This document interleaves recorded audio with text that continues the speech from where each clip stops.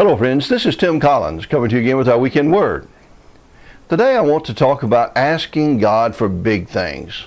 I believe that we miss a lot of seeing the power of God because we simply are afraid to ask God to do something spectacular. When's the last time we asked God to do something that would just boggle people's minds? It could not be explained. You know, our prayers are too small, I think, sometimes. We constrict ourselves to asking God for little things. In Judges chapter 6, when the angel came to Gideon and called him a mighty man of valor, Gideon said, yeah, and by the way, about that, where are all the miracles our fathers told us about? Valid question. We owe the next generation the opportunity to see the power of Almighty, omnipotent God in action. I know in my own life, I drove to run a revival for a pastor, and he didn't like my van I was driving. He kind of made fun of it, and it was older. It was probably 12, 13 years old, but it looked nice except for one little crinkle in the right fender where it had an accident that couldn't be repaired feasibly.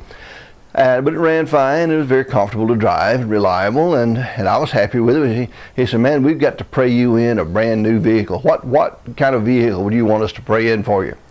And so I just kind of blew him off. I named off an inexpensive little SUV and said, pray that in.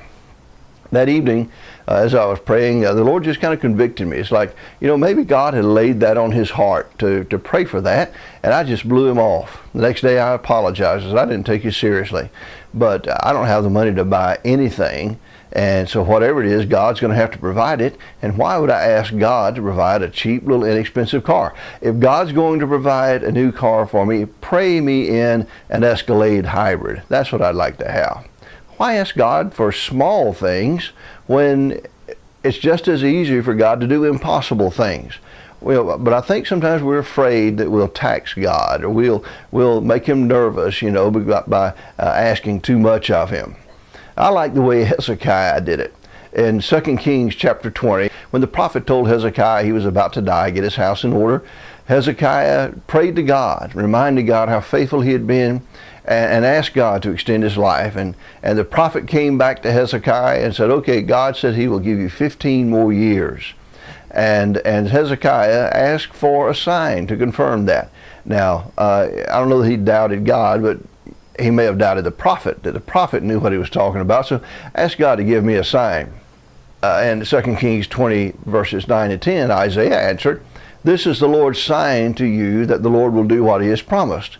Shall the shadow go forward 10 steps or back 10 steps? And in the 10th verse, Hezekiah said, it's a simple matter for the shadow to go forward 10 steps, said Hezekiah. Rather, have it go back 10 steps. Hezekiah says, oh, it goes forward every day. Nobody's ever seen the shadow come backward on the steps in Ahaz's palace. Make it go backward. And God was sitting up there, said, oh, you mean make the earth spin backward on its axis for a while? No problem. God did that. Spun the earth backward on its axis, I believe, so that the shadow of the sun would come up the steps instead of down. I dare you, ask God to do something that can't be done, that God would receive glory. Not to consume it on yourself, not to enrich yourself, but ask God to do something impossible. Ask God for big things so that when God responds, everybody sees it and everybody has to acknowledge that was God, and God receives glory. Ask God for big things. Don't be afraid. Don't be afraid to ask God for the impossible. Well, I hope you'll be in church somewhere Sunday, worshiping God in spirit and in truth. God bless you. We love you.